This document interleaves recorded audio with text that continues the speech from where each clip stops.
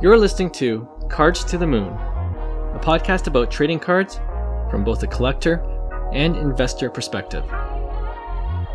We hope you'll stick around for the ride as we take a deep dive into the state of the hobby, share some hot takes, hopefully some useful advice, and fun stories along the way. All right, thanks for joining us for episode 1 of Cards to the Moon, brand new podcast by 5 Card Guys. And my name is Clark, and I'm joined with my co-hosts Hyung and John. We're pretty excited to do this podcast, just to talk about sports cards. We do that anyways. So before we get into it, maybe we should just introduce ourselves. So yeah, you might know me best from the guy who is running 5 Card Guys, and we probably started returning to the hobby 2-3 years ago, like a lot of people did, and it's been a wild ride. Like just seeing the insane growth of the hobby, it's been a lot of fun. And now we're here just doing a podcast, just talking about sports cards and where it's going. So at that, I'll turn it over to Hyung. You want to introduce yourself? What's going on, guys? My name is Hyung. Same thing with me. I came back into the card game in 2018, I'd say. Grew up in the hobby and just excited to, be a part of this 5 Card Guys team and being able to, just talk sports cards with boys, right? So, nice. I'm very excited about this, and yeah. Awesome. And Johnny? What's up, guys? Yeah, I'm like Clark and Hyung. I collected. We're all old heads that collected back in the day. I got back into the hobby right around February of 2020. Found my Kobe cards that I collected in high school, and then just started looking on eBay. Like was interested, and then realized, oh man, cards are getting pretty crazy, and that's kind of how it all started. So, pretty excited to start this up. Pretty excited to get into it. Great, yeah, pretty excited, and lots to talk about in the hobby. I mean, a lot has been going on lately, and this being our inaugural episode, we'll introduce a lot of different segments, but the one we want to always do is something called Hobby Headlines. Whatever's current, whatever's recent news or any issues that are happening in the hobby right now that we want to take a deeper dive into. So the first is, if you're following the hobby, you know that the market seems to be super soft these days. And I don't know if this is just a bad time to even start a podcast, but yeah, with the market being what it is right now, I want to ask you guys, do you think it's the beginning of an implosion or just a strong market correction, or maybe something in between?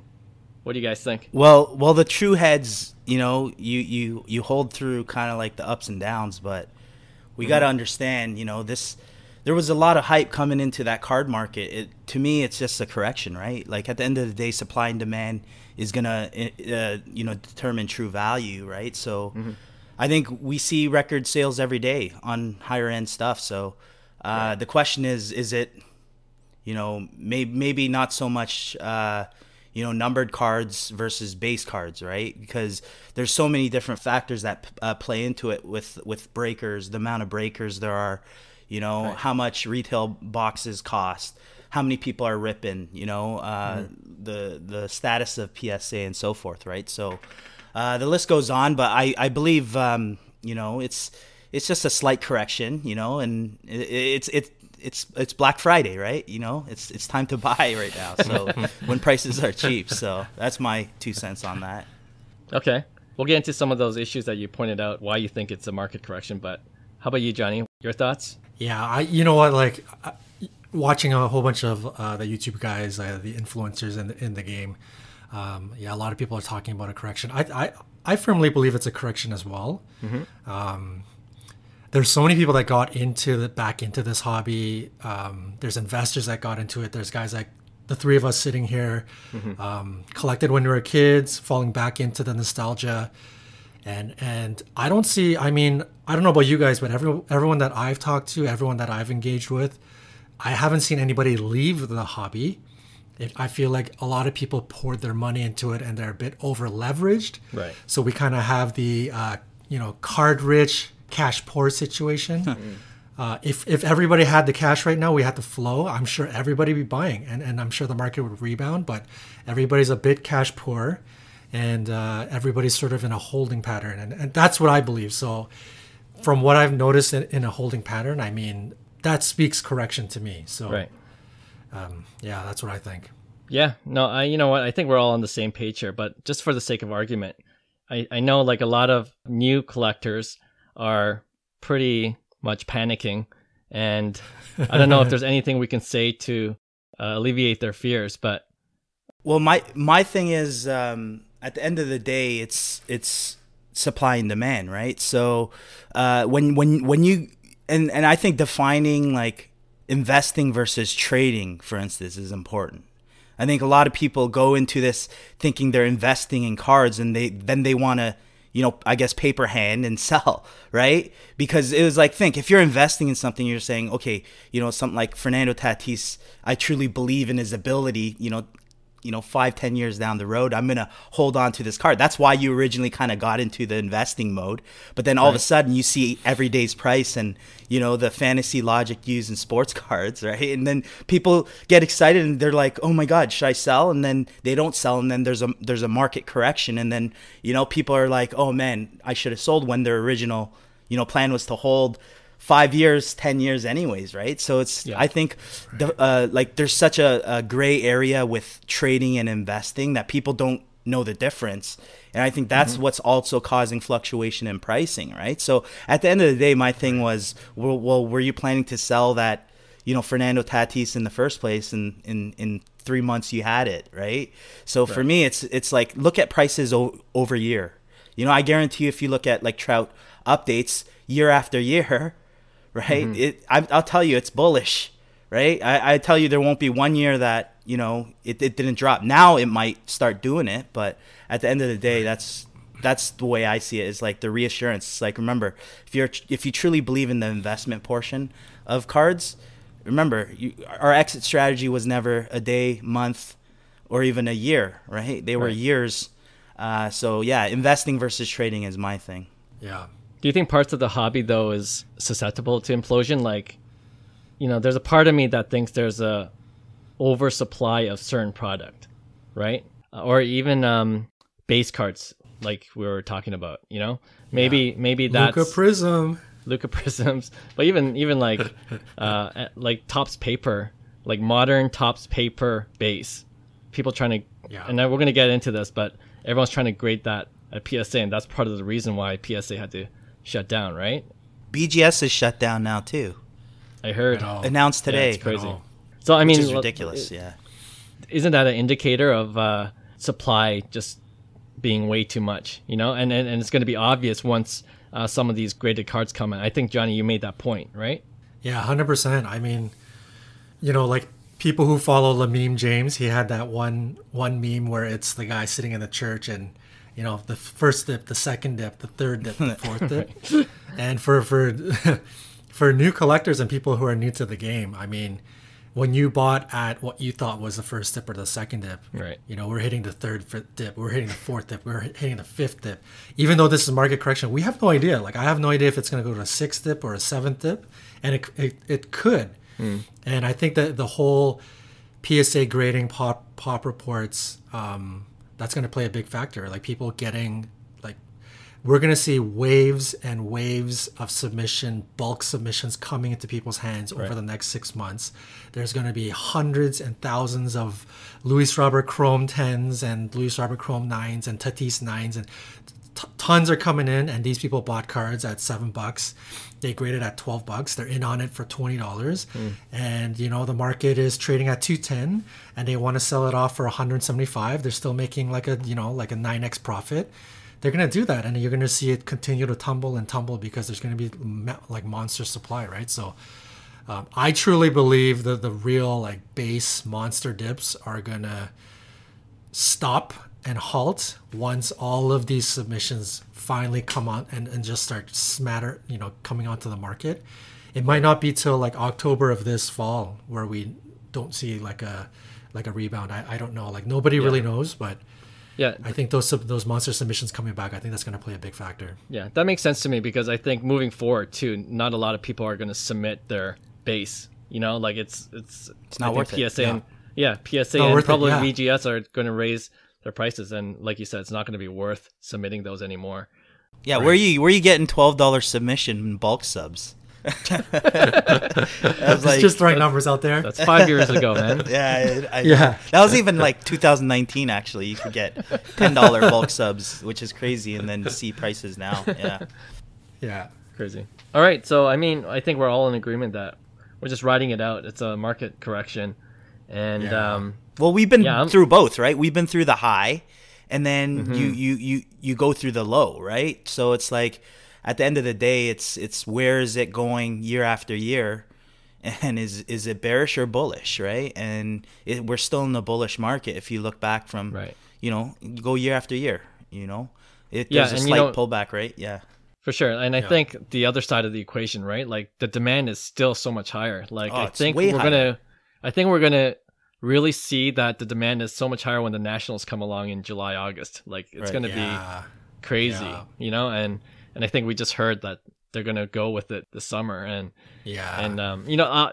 to be honest, if the market doesn't kind of correct itself after the Nationals, then I might be a little nervous. But I think people are just gonna get right back into it. And the other argument is that with the cryptocurrency market, with all the NFT craze going on right now, there's an argument that that's kind of taken some of the sports I card. believe that. I believe that 100%, a little bit. 100%. I'm Yeah.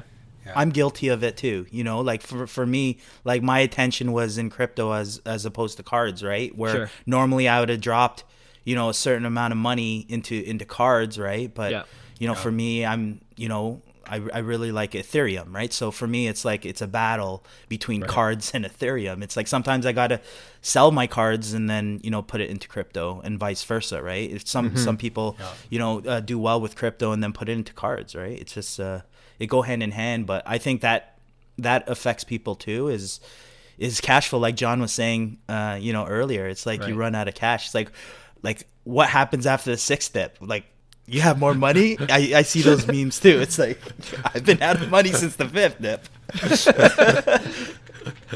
Yeah, no, I agree 100% too. Like for me personally, like I was really into NFTs, like NBA Top Shots and even MLB Tops NFT release. And Yeah. you spend money on that, and I can tell you right now, it's already kind of dying down already. Right. Oh, And yeah. and I think Oh, it's yeah. it's going to be natural for people to come back into cards again. Just look at especially now that they see the prices have dipped. Like a smart right. investor, I guess, if you are investing in cards, would just take the opportunity now to buy some of the cards you really believe in.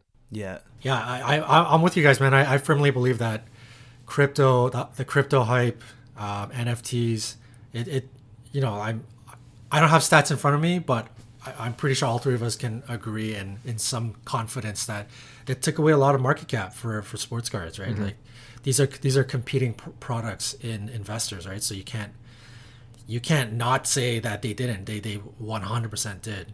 I mean, Yeah, there's so many people that like they say that they invest, but then like investing to them means I spend X amount of dollars and then I cash out at a certain time. So I think you have so many people trading that this the true value doesn't show until everything really settles down, right? Because then it'll say, okay, who really wants this card? Right? Who really, how many is out there? Because that's how many people are willing to spend at the end of the day, right? That's what ends up happening, right? So right. Yep. So a question for you guys: What do you say to those that like invested heavily in some of these cards that we're definitely probably going to see a market correction? All those. Like Hold. we have friends. We have hold. Okay, we have friends that have invested in a bunch of PSA 10 Bo Bichettes or Vlads or Louis Robert. And they've been going down steadily over the last month or two, right? So hold. Oh yeah, 100%. You only lose if you sell, right? That's the saying. It's like, that's why it's like next year's prices aren't this year's prices. Why look at tomorrow's prices for, the decision when you're not even, your exit strategy was never there in the first place. You didn't buy Bo Bichette for tomorrow's prices, but people get so paper handed. They love that money. They love the profit, right? They love to cash out on it. So yeah, I say hold. You don't lose until you hold. Like Luis Robert's so down. But to me, it's like, you're telling me, did you invest in Luis Robert because of his talent in the first place? I did. I look at a true 5-tool athlete. It's like, those are very, very rare to come by, right? So it's like, you invested in that. You didn't invest that. And maybe some people gave up. They say, oh, he's, getting old, he's out for so many times, he's a flop or whatever. And fine, if they're out and they exit it for that reason, then that's fair. Like, that's with any type of investment. You just don't really believe in that investment anymore, right? So yeah, that's my take on it. It's like, hold the stuff that are losing value, and then really understand and do your homework on population report, right? And understand, true supply and demand. Like, look at comparables from, past, cards like Mookie Betts or Mike Trout and those type of players. That's the type of players like the Acuna, Tatis, and Luis Robert kind of have, and the Vladdies, right? Is they have those types of potentials, right? So if you're looking at a base chrome of top Bo Bichette right now, it's like, hey, maybe in 5 years, I guarantee you're not going to lose on that, as long as you truly believed in Bo Bichette for his his talent in the first place, right? Yeah, you know what? That's a perfect segue to our next segment, which we're going to call Fast Five. So nice. Fast Five is, I'm going to mention 5 players or athletes, and you tell me if you're buying or selling on these guys. Oh, nice. Okay. Sound good? Oh, nice. All right. So you mentioned this already, Hyung. Louis Robert, Lubob. Are you buying or selling? And this is an obvious one because he's injured. He's probably out for the rest of the season, or at least until the playoffs. Prices have already dipped. What are you doing now? I'm buying. 100% buying. If I could afford it, right? At the end of the day, that's not like my priority to necessarily buy, but I think it's a great buy, is what I'm saying. I personally wouldn't buy Luis Robert because I have so many, and I don't collect. I'll go after the really high end, low pop stuff because those are really down, and I think there's extreme value there. But yeah, I'm a buy. Sorry to keep it long. No worries. Yeah. Johnny, buying too? I mean, 100%. I'm a buy too. I mean, the entire market is down, right? So if you look at the ratios, like everything is down together. But if you're trying to look at opportunities, you got to see the cards that are down because of the player or whatever. The market for Luis Robert is down. Yeah. And then the market overall is down as well. So somebody like Luis Robert is actually taking double hits. Right. Because he was already down and the market went down, right? So those are the types of opportunities that you kind of want to see, right? So in basketball, you're probably looking at somebody like Jamal Murray, where he was already headed down because of injury, and then the market went down on top of it, right? So for me, Luis Robert is a buy, 100%. Okay, cool. For me, it's pretty simple. I believe in the talent of Lubob, so I'm holding as well. Nice. All right, next guy, Shohei Ohtani. I mean, he's probably one of the most exciting players of MLB this season, because of what he's doing in the pitching side and what he's doing on the batting side. We've seen actually he's gone the other way, right? One of the few cards right now that's been going up steadily. Yes. Yes. So, is it a good time to buy, or you think it's a good time to sell if you got in early? I think it's a good time to sell, but I'm buying Ohtani in the offseason, or I'm trying to get his rare stuff because I think you're witnessing a phenomenon, like someone, like just a quick story. It's not to go into too detail, but like I was able to see Ohtani when I coached the junior national team pitch against us, and he was 99, out of high school, and this guy was the first pick overall from the Japanese league after that tournament. The World Championship tournament, and then he goes on to play, a few seasons and dominates that league. And just says, okay, I'm going to come over to MLB and basically do the same thing. And that's what he's doing. And that's why there was such a big hype. And people say that, they don't see kind of like a lot of people are seeing it now is because he's he's putting up the numbers, right? And that's what he was lacking, is like he has to be able to stay healthy and be able to perform. But I think he has such a huge fan base that I think he's a definite buy. But right now, I think his prices are on the higher end. So the base stuff I'm selling, and you know, I'm going into kind of like his higher end stuff. But I still think his higher end stuff is really expensive right now. Like if you look at his Topps Chrome, even Bowman Chrome autos, I think they're like, whoa, what happened here? Like they're like you're paying like $5,000 to $10,000 now for. I think you're selling in that case, right? And then do an off season pickup or something. So yeah, I'm a both, if that makes sense. All right, before we get to John, I just want to let our listeners know Hyung has a bunch of these stories. You know, he's really connected in the baseball community as a former pro. Yeah, I'll start releasing some of these stories. I have some crazy stories. Some I can't talk about, obviously, because you know there's probably going to be legal issues. But yeah, for the most part, yeah, we'll tell some stories. Nice. I mean, like even going back to Shohei, like when you saw him, did you know he's going to be a star? 100%. I mean, he was the number 2 though. There was another guy, Fujiyami, who was their kind of ace, right? So it was like Ohtani was an outfielder too. He was a true two-way player, right? So he was special both ways, and he started against us, and we were down 6-4 in that game, I believe, and then he came out in the 7th, and it was 6-2 at the time, I think, but we ended up hitting a 2-run shot. You know, Jesse Hodges, actually, he's playing tonight against Cuba in the Olympic qualifiers with Team Canada. He was a junior team player back then, but he hit a 2-run shot off the reliever, and that was the opening game of that World Championship that ended up getting us in the crossover, and we ended up winning a silver medal because of that win against Japan and Ohtani, which is crazy. But yeah. Damn. Yeah, crazy story, crazy memory. That was back in 2012, so he was 18 at that time. So that's crazy, man.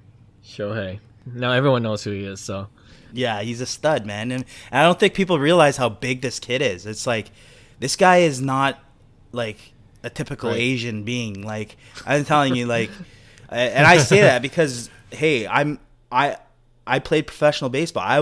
I'm big in the Asian community, but I'm tiny in real life. But Shohei is he is massive.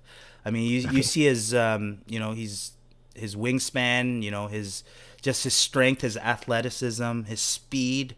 Yeah. Oh man, it's a fun thing to watch right now. You're seeing something that probably won't be witnessed in baseball again for a very, very long time. I just, sorry to drag this on, but going into the scouting world and everything, it's like you see a lot of baseball players. You don't see a lot of legit two-way players. It's very. Absolutely. Adam Lowen was the other guy. He was an ex-teammate of mine.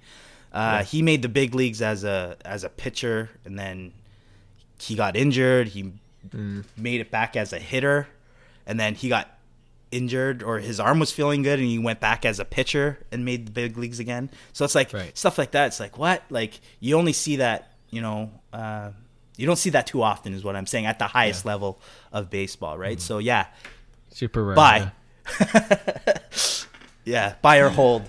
I like hold. All right, how about you, Johnny? Oh man, after that story, for those that are listening, man, people are going out and buying Shohei right now. No, I don't think anybody disagrees when you look at Shohei and the talent. Like he overall, 100%, I think he's a buy. Like this guy is like a generational special talent. Obviously, people might be a little bit concerned about like his health status. He's probably going to have to at least prove like a full season of being healthy before people start to really commit their dollars to him. But long run, he's a buy. But like as of today, I think he's probably a sell. Like his prices are through the roof during a like quote unquote like collapsing market. He's one of the few cards that are just exploding through the roof. So at some point, we're gonna hit the inevitable. We're gonna hit the mid-season and MLB lull in sports cards. People are gonna not care if you hit 20 home runs. The cards aren't gonna go up. Right. We're gonna hit that lull soon, and at some point, Ohtani's gonna go 10, 12 games without a home run, and his cards are inevitably gonna cool. So I think right now it's a sell right now. But overall, yeah, like I think everybody agrees he's a buy. Cool. Yeah, I have a Topps Chrome Auto. I know there's a few variations, but and I can't remember which variation this is, but I bought it early in the season and got it for like $500. It's a base auto, and I think it's going for like $1,500 right now. Damn. So it's definitely tempting to just kind of flip and then invest that $1,500 into something else. But yeah, no, I think that's going to be my play. I think that's like a smart move. Yeah, like you guys in the off season, if Shohei goes down a certain amount, yeah, I just believe in the talent as well. Is there an off season though anymore? Like that's my question. There used to be. That was the great thing about baseball. Point. You know when to buy. Like now, there's really none. I think there was a glimpse in maybe it was early October, and it started really picking up in November. At least for baseball, basketball was interesting after COVID. It was on steroids. Like it was the market was so hot going into the basketball season. It was nuts, right? And then it died down because I think part of it was the like Zion class versus this year's class, but the whole off-season market too as well, right? So you know what? It's a really good point. Like even now, people are saying it's a good time to take advantage of football, but they've been seeing football card prices already jacked, and it's apparently, it's quote unquote the off season. So I guess you got to monitor. It's essentially you're monitoring almost week by week to see if there's any dips. Right. And you can't rely on traditional off season, but it's a really good point. Yeah. Like, I mean, everybody is now arming themselves with knowledge, investors, people who are net collectors. And everybody knows, I mean, you'd have to be living under a rock to know that off-season is a low point. Mm-hmm. The month leading up to the season is a high. Like, that's when prices go crazy. It's become predictable to the point where I don't see that month leading up. I think it's going to start to blend because if everybody knows the 3 weeks before football season is like when the prices go crazy. Right. What's going to happen right now is 3 weeks before the season starts, you're going to see like 100 Mahomes PSA 10 optics show up on eBay. You're going to see, I don't know how many gazillion Justin Herbert 10s show up. Like the market is just going to be flooded with people that think that people are paying insane amount of prices.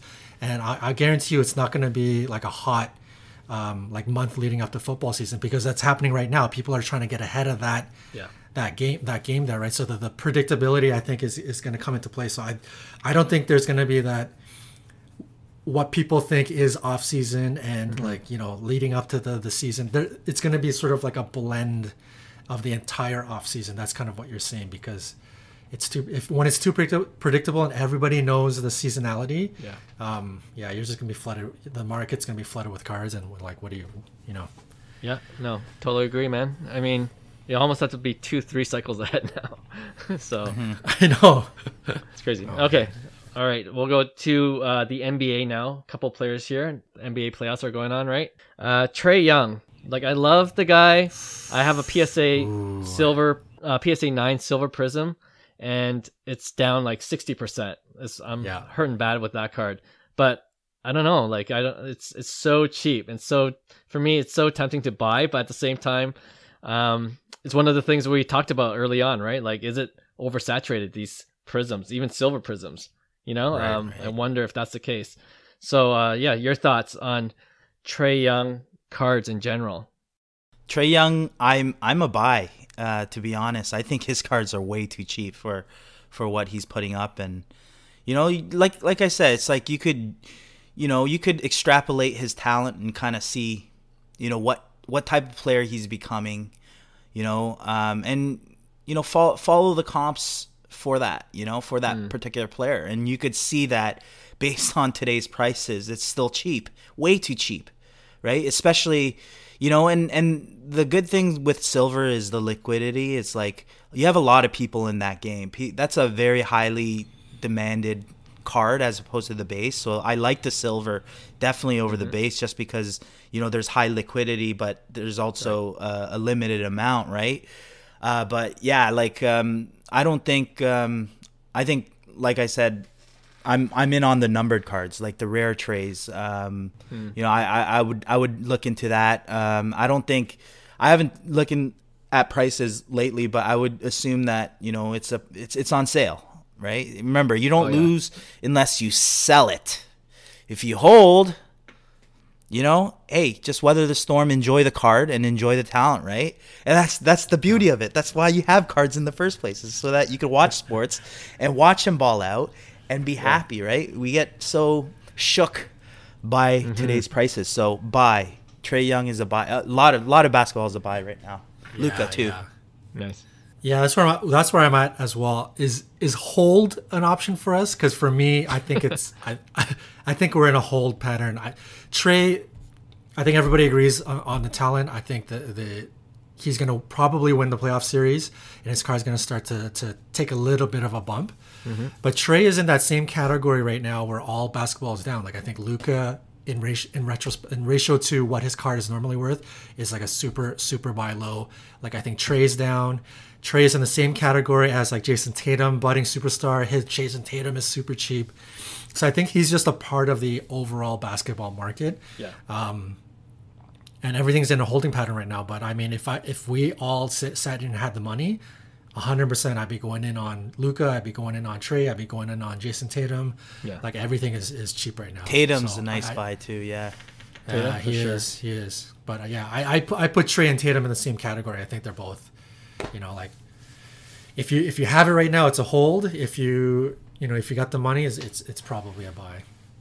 Yeah, and I'm gonna agree with you guys too. I love Trae. Like for me, I love the player.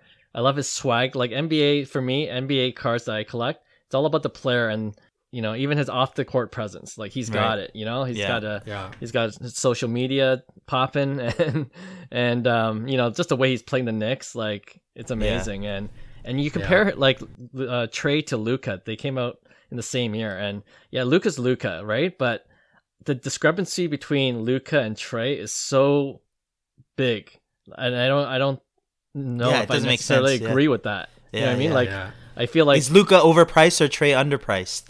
Exactly, that's the question, right? But I think Trae's underpriced in this case, Yeah, so, for sure. Right. So I'm looking at Trae, and it's a great time to buy those higher end cards because even those are down. Like if we're talking about PSA 10 Silver Prisms, I checked just today, and they sold at like between 3,000 to 4,000 3-4 months ago.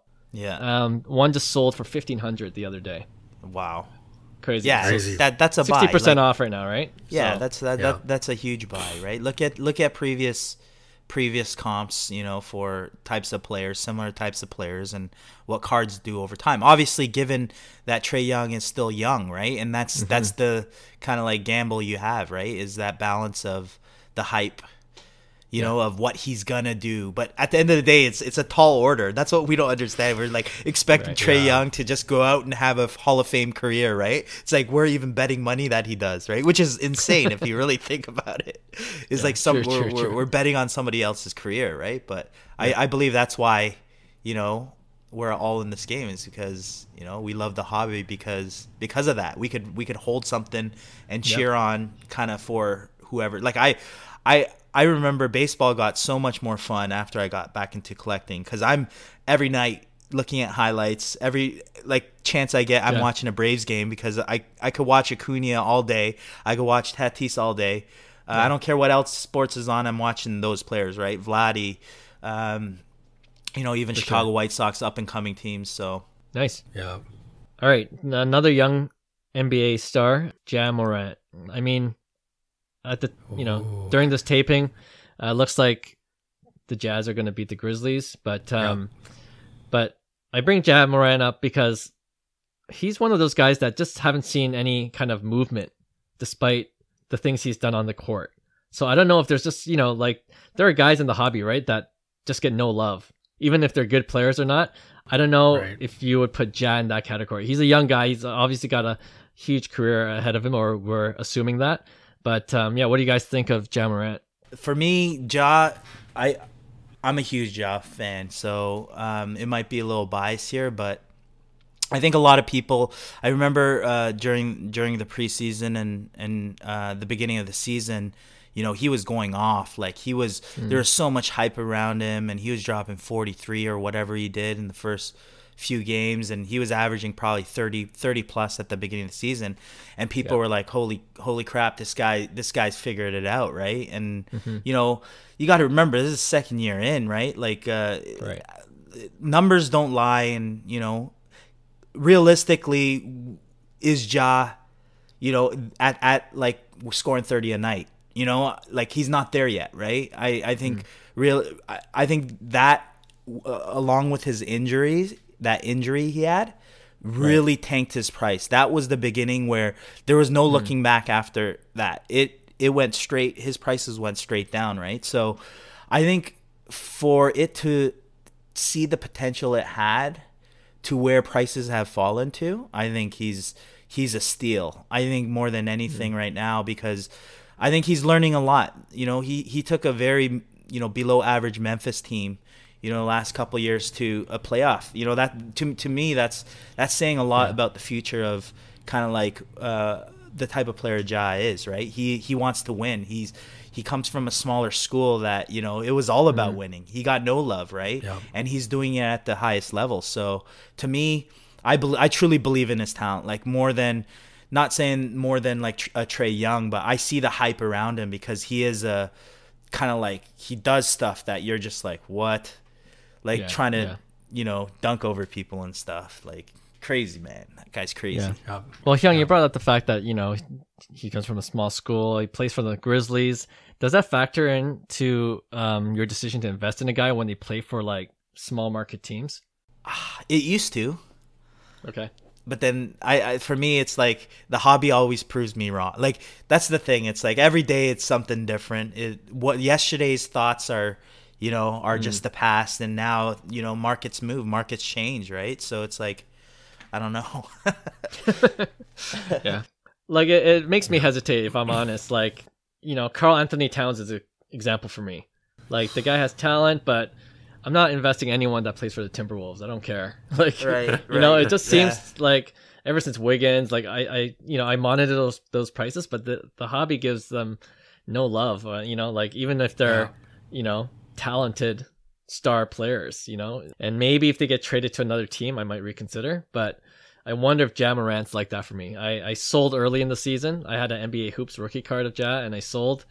I shouldn't have, because it went up way up and afterwards. But yeah, you're right. After the injury, it started to tank. Actually, I think he might be underrated right now. Like he scored like 40 plus in a playoff game. Like that shows me that he's still got talent. I love guys who can perform in the playoffs, like the guys who aren't nervous. You know what I mean? And love the spotlight. So that's one thing I do like about Ja. Like I think he's going to be a guy that wants to take his team to the top. And for that reason, I might, I'm not buying or selling, to tell you the truth. That might be a cop-out answer, but I'm just going to monitor his career. Yeah. What do you think, John? Yeah, I mean, Clark, like the way you feel right now, that's exactly how everybody's feeling about the entire market right now, right? It's you're clearly seeing the low. You're clearly seeing, that's a buy. Trae's a buy. Jason Tatum's a buy. Ja's a buy.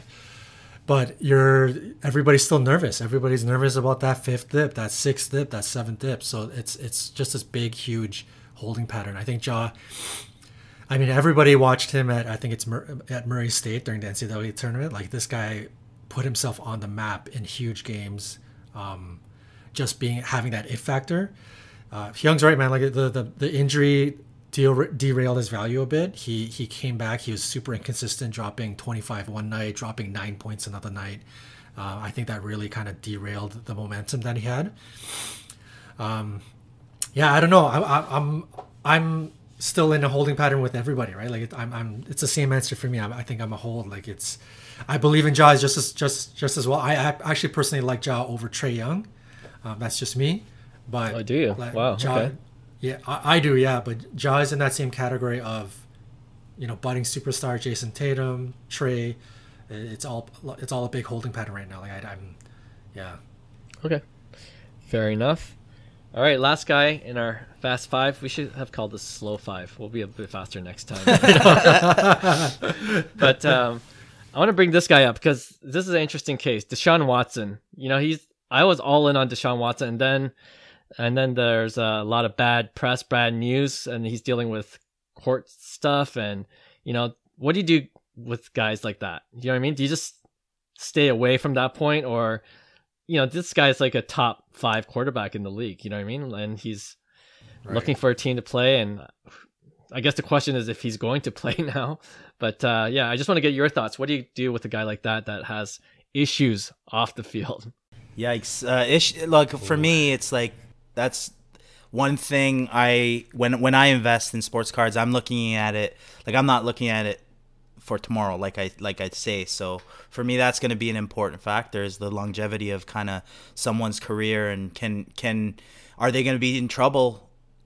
Are they going to be even playing?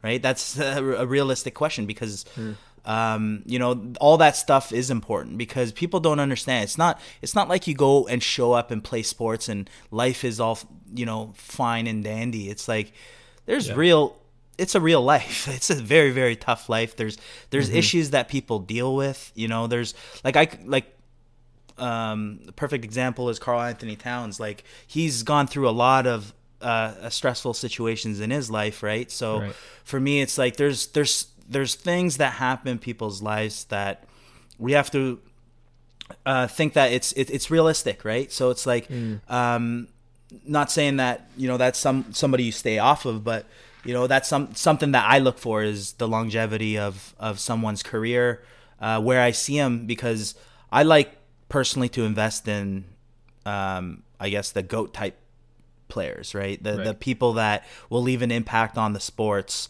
that they play. So for me, it is an important decision why I would invest in someone is the background has to pan out as well. Yeah, for sure. Man, this definitely is a situation of doing your research. I think if you believe in the player, the player, you believe in the talent. Obviously, you got to mix that in with real life situations and whether the dude is actually going to play or not. But it's part what you believe and your confidence in your investment, and it's a part taking that risk. I mean, these are the types of risk that investors and collectors will take that can either boom or bust, right? These are the ones that make you that humongous profit where you're buying.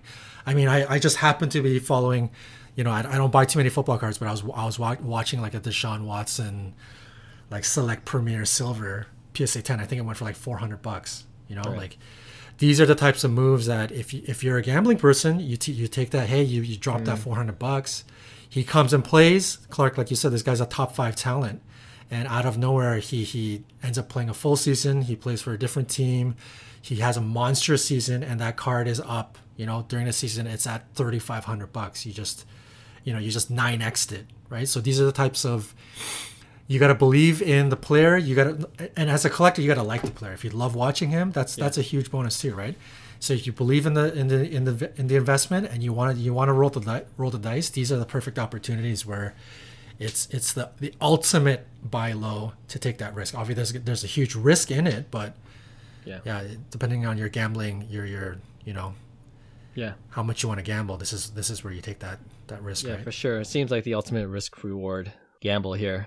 Something to consider, definitely, when we're investing in players like these.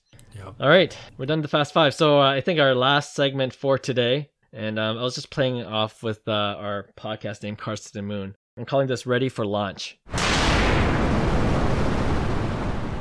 All right, so the question here is, which card do you see big upside? Which card are you doubling down on now? Ooh. Which card do you think is going to launch to the moon? Tough. Either? Any sport? Any card. Any card, eh?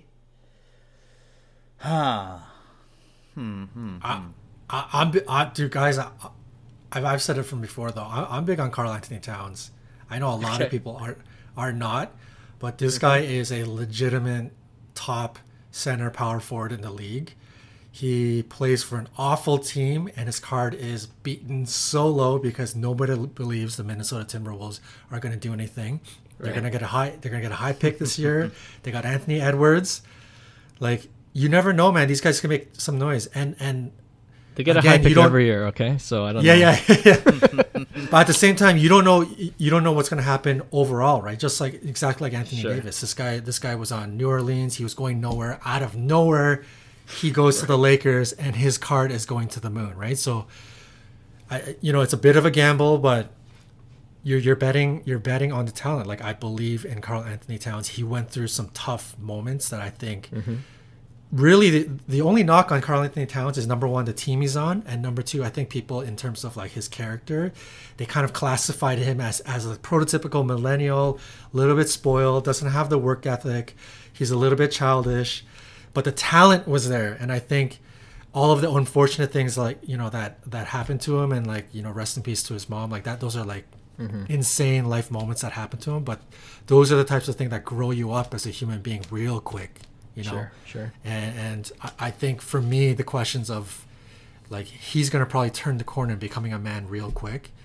So the one aspect of him being sort of like a child, I think that you put that to bed, and now we're just going to worry about him being on Minnesota Timberwolves. So I think for me, Karl Anthony Towns he's a huge sleeper. Like, his prism, I think, goes for like 200, 220.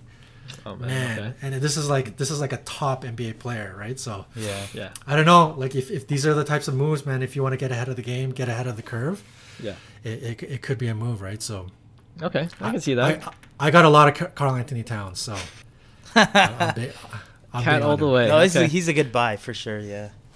Nice. Yeah, one if it's one card, well, I'm bidding on an Ohtani tonight, so they're my money's gonna be there. But I like cheap high end Ohtani right now. I think there's a fluctuation of a lot of prices that are overpriced, like his Topps Chrome and Bowman Chrome autos. Not that they're too overpriced. I think there's a lot of paper that's underpriced. I think there was Independence Day, a PSA 10, a Pop 1 Independence Day that closed at $2,500. Like, to me, that's just way too cheap. Like, to me, if you get it's a Pop 1, it's one of the nicest parallels and that Topps has ever made. It's the first year of the Independence parallel, which I think is the best year. And the card looks phenomenal. Probably one of the best looking cards, along with I'd say Juan Soto Independence Day as well. Right. But I'm buying a rare Ohtani in paper. I think they're underpriced, as well as I would say Luka. I think Luka is too cheap. I think before, any numbered Luka, even in select, was unaffordable, and now they're actually becoming affordable. And I like the numbers. Like I said, it's a supply and demand game. It's like, think if you had a numbered LeBron right now in 2003, you'd be pretty happy with that purchase. By no means am I comparing LeBron with Luka, because obviously LeBron has done his thing year after year, and Luka still has to do a lot of work. But just based on where prices were before, I just think that, like, Luka, now's your time to get a high end Luka if you're in the market for it, because once it gets into the 5 figures, it's like, okay, you're really going balls deep. So I think a nice a red select Luka, I think is pretty nicely priced. I think it's like 3K, just over 3K. I even like the red ice, to be honest, the Prism. I think Ruby. I think it's the Ruby Wave. I think those are underpriced based on the population count. I think there's like 250. I think they're selling at like 2,100. I think that's a really good buy too.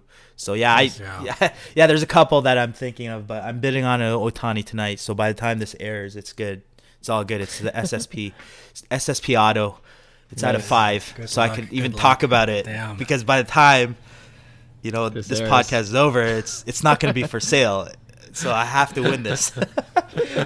You know what? Next episode, you can give us an update whether you won or not. I'll right? see. Yeah, hopefully. Okay. We'll see.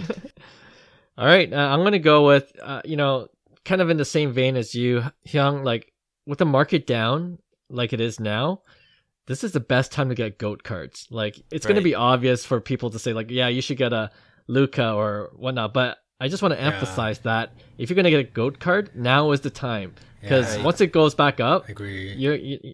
You're not going to have the cash, or not everyone's going to have 5 figures to spend on a piece of cardboard, you know? So sure. My choices are like LeBron James, Topps Pristine, numbered to $9.99. Oh, I think nice. you know, BGS 9.5 just sold for like $1,300. That's insane. That's insane. A numbered LeBron rookie for going for that much. So I'm keeping an eye on a couple of those auctions and hoping to snag one.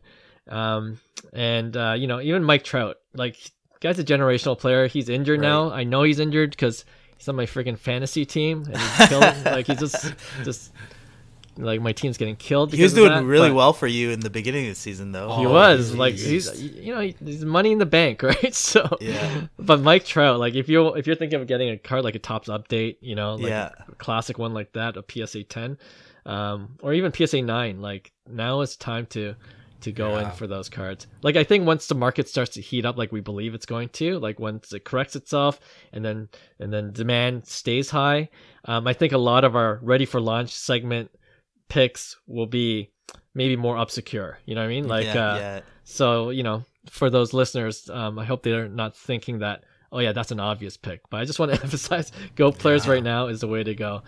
You know? So yeah, I agree, man. Dwayne Wade Chrome, I think, is like dipping below 1,500. I love Dwayne Wade Chrome. Tim Duncan Chrome is dipping below 1,200. It's like, oh man. Yeah. Great point. Great point. All right, thanks guys for joining in our inaugural podcast episode.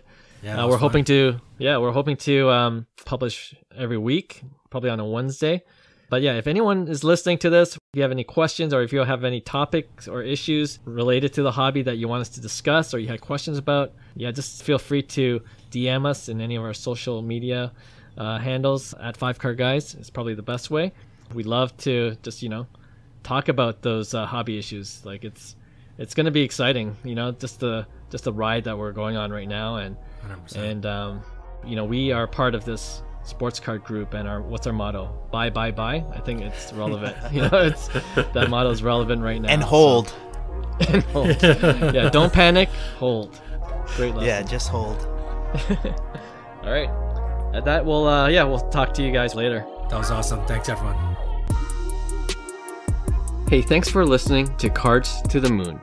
We'd really appreciate you subscribing to our podcast wherever you listen to your podcasts.